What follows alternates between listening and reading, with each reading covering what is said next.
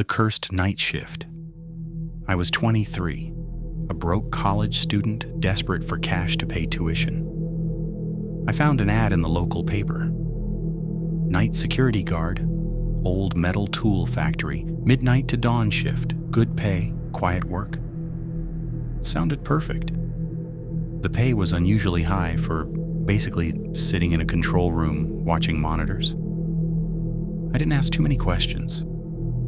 On my first day, the supervisor gave me a quick tour. The factory was massive.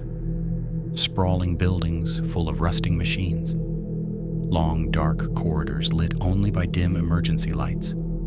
The smell of old oil and iron everywhere. He said, "Stay mostly in the control room. Don't wander too much. The place is old. Sometimes the wind makes strange noises through the broken windows." He never mentioned the accidents or the graves. The first few nights were just boring. The hum of distant machinery sounded like slow breathing. I drank cold coffee, scrolled on my phone, listened to low music.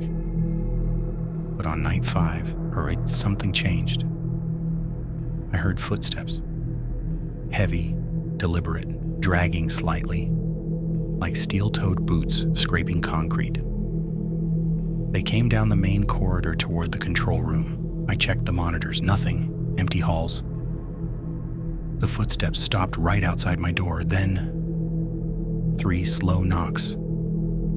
I froze, grabbed my flashlight, opened the door slowly.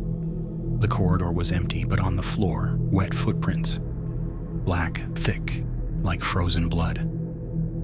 The next night, the whispers started. Low, ancient-sounding words, filled with rage and pain.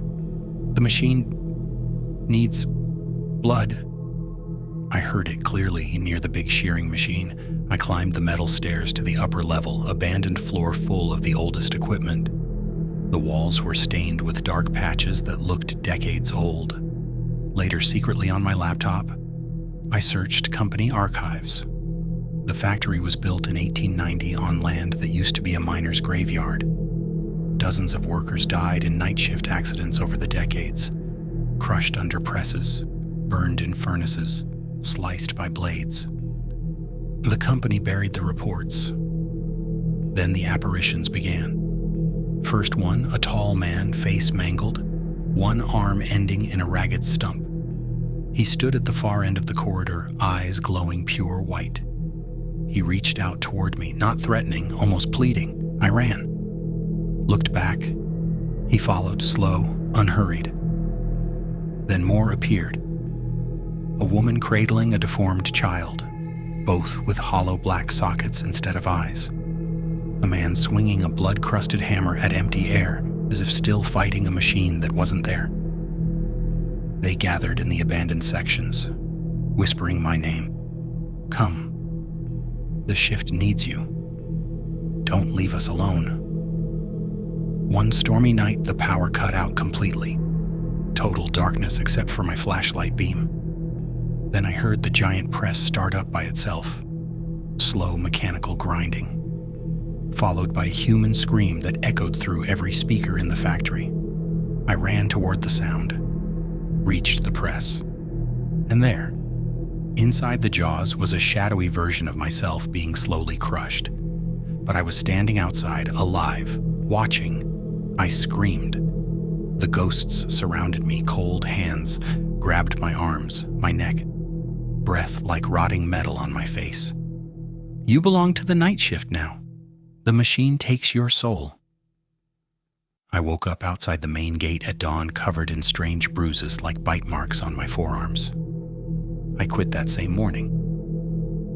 But the whispers never stopped. I hear them in my apartment at night, in dark streets, in every silent room. Sometimes I see the old foreman, the one who burned alive in '73, standing outside my window, smiling with a melted mouth. And I realize now, the factory didn't let me go. I became part of the eternal night shift, story 2, the truck driver and the road that never ends. I've been driving trucks for 12 years, long hauls, endless highways. There was one backroad shortcut I loved. Cut an hour off the trip, ran through dense forest and empty hills. Everyone warned me about it. Mysterious wrecks, drivers vanishing, survivors coming back insane talking about the road that eats people. I laughed it off. Money doesn't wait for ghost stories. It was a rainy fall night. Truck loaded heavy, radio playing some old country tune cutting in and out. I turned onto the deserted road just after midnight. Rain hammered the windshield. Headlights barely cut through the black trees. About an hour in, I saw her, a woman in a soaked white dress, standing dead center in the lane, hair covering her face. I slowed. She vanished the second my lights hit her. Minutes later, thumping on the roof, like someone crawling across the top of the cab. I slammed the brakes, jumped out into the downpour. Nothing. But on the rear glass, small handprints, child-sized, fresh. I kept driving.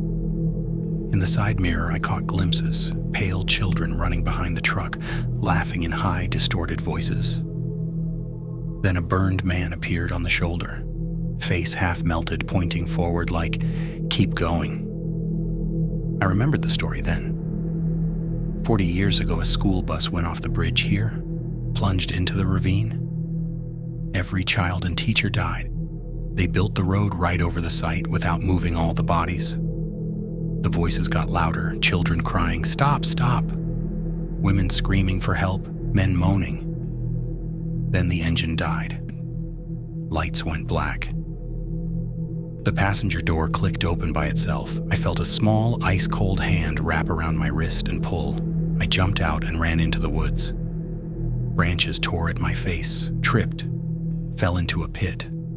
Old graves, bones everywhere, the smell of wet earth and decay. The ghosts closed in. Children grabbed my ankles, whispering, "Stay with us. Don't leave. The road takes everyone." The burned man leaned close, skin peeling, and rasped, "You drive over our graves, pay the toll, your soul for our peace." I tried to scream, but no sound came.